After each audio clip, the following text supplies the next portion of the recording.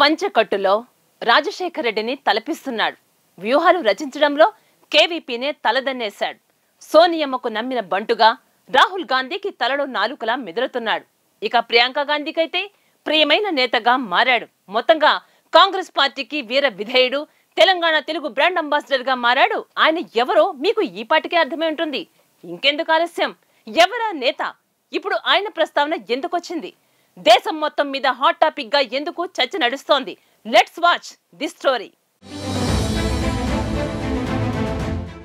ఆయన senior leader, ప్రతిక్షణం ప్రజల కష్ట సుఖాల గురించి ఆలోచించే సిన్సియర్ లీడర్, ఎంతో చరిత్ర కలిగిన కాంగ్రెస్ పార్టీలో అధిష్టానానికి వీర విధేయుడు, పార్టీ ఆదేశాలు శిరసావహిస్తూ ముందుకు సాగడమే ఆయన లక్షణం.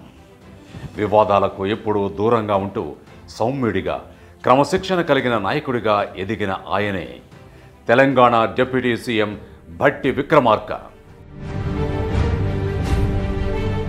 2007లో ఎమ్మెల్సీగా ఎన్నికైన భట్టి 2009లో తొలిసారి ఎమ్మెల్యేగా అసెంబ్లీలో అడుగుపెట్టారు.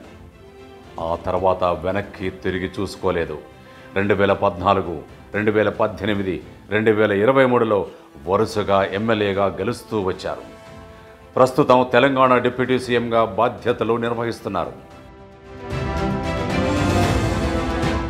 జాతీయ పార్టీలో సీనియర్ నాయకుడిగా ఎదుగుతున్నారు భట్టి. అవును, దీనికి నిదర్శనమే జార్ఖండ్ ఎన్నికలు. అక్కడ ఇండియా కూటమిని విజయ తీరాలకు చేర్చారు భట్టి. ఇండియా కూటమికి నేతృత్వం వహిస్తున్న కాంగ్రెస్ పార్టీ ఇటీవల జరిగిన మహారాష్ట్ర, జార్ఖండ్ ఎన్నికలను ఎంతో ప్రతిష్టాత్మకంగా తీసుకుంది. ఈ రెండు రాష్ట్రాల్లో గెలుపు కోసం తీవ్రంగా కృషి చేసింది. అయితే మహారాష్ట్రలో ఓడిపోయిన ఇండియా కూటమి జార్ఖండ్లో మాత్రం ఘన విజయం సాధించింది. జేఎంఎం నేతృత్వంలో అక్కడ అధికారాన్ని చేజిక్కించుకుంది. అయితే ఈ గ్రాండ్ విక్టరీ వెనుకున్న సీక్రెట్ పవర్ భట్టి విక్రమార్క. ముందు నుంచి అధిష్టానానికి నమ్మిన బంటుగా ఉంటున్న భట్టి విక్రమార్క పైన కాంగ్రెస్ హైకమాండ్ పెద్ద బాధ్యతనే పెట్టింది. జార్ఖండ్ ఎన్నికల పరిశీలకుడిగా, స్టార్ క్యాంపెయినర్గా నియమించింది. జార్ఖండ్ లో ఇండియా కూటమి గెలుపు వెనుక అసలు రహస్యం ఏంటి? ఇంతకీ డిప్యూటీ సీఎం భట్టి విక్రమార్క పోషించిన పాత్ర ఏంటి? ఏ విధంగా ఒంటి చేత్తో పార్టీని విజయ తీరాలకు చేర్చాడు? కూటమి లేని పార్టీలో మధ్య ఎలా సయోధ్య కుదిర్చాడు? Let's watch. అధికారంలో ఉన్న పార్టీపై ఎంతో కొంత ప్రభుత్వ వ్యతిరేకత ఉంటుంది. కానీ ఆ వ్యతిరేకతను సునాయాసంగా అధిగమించారు భట్టి. సమైక్యంగా ఇండియా కూటమిని ముందుకు నడిపారు. ఎన్డీఏను సమర్థవంతంగా ఎదుర్కొని ఇండియా కూటమికి ఘన విజయాన్ని అందించారు. తెలంగాణలో పాలన చూసుకుంటూనే జార్ఖండ్లో వ్యూహాలు రచించారు. వారం రోజుల పాటు అక్కడే ఉండి అన్నీ తానే వ్యవహరించారు. దీంతో 81 స్థానాలు కలిగిన జార్ఖండ్ అసెంబ్లీలో ఇండియా కూటమికి 56 సీట్లు దక్కాయి. ఎన్నికల ముందే రంగంలోకి దిగిన భట్టి జేఎంఎం, కాంగ్రెస్, ఆర్జేడీ, మిగిలిన మిత్రపక్షాల మధ్య సీట్ల సర్దుబాటులో కీలకంగా వ్యవహరించారు. మేనిఫెస్టో తయారీలోనూ దిశానిర్దేశనం చేశారు. మొత్తంగా జార్ఖండ్లో వన్ మ్యాన్ షో నడిపారు. కష్టకాలంలో ఇండియా కూటమికి అపూర్వమైన విజయాన్ని అందించారు.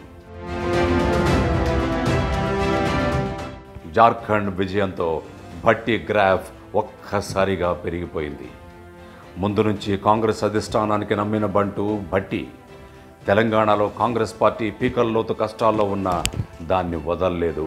అసెంబ్లీలో ఒంటరి పోరాటం చేశారు. అన్నీ తానే నడిపారు. ఇప్పుడు జార్ఖండ్ విజయంలో అద్భుత పాత్ర పోషించారు. ఈ రెండు పరిణామాలు భట్టిని హైకమాండ్కు మరింత దగ్గర చేస్తాయనడంలో ఎలాంటి సందేహం లేదు. ప్రస్తుతం తెలంగాణలో కూడా డిప్యూటీ సీఎం వంటి కీలక పోస్టు నిర్వహిస్తున్నారు. అన్నీ కలిసొస్తే ఈ కరడుగట్టిన కాంగ్రెస్ వాదికి మరిన్ని ఉన్నత పదవులు వరిస్తాయనడంలో ఎలాంటి సందేహం లేదు. చూశారుగా, జార్ఖండ్ గెలుపులో కీలక పాత్ర వహించిన మన డిప్యూటీ సీఎంను దేశవ్యాప్తంగా భట్టి అంటున్నారు కాంగ్రెస్ నేతలు. అంతేకాదు, ఇంకా కొన్ని బాధ్యతలు నెత్తిన పెడితే అవలీలగా మోస్తాడు అంటోంది కాంగ్రెస్ కేడర్.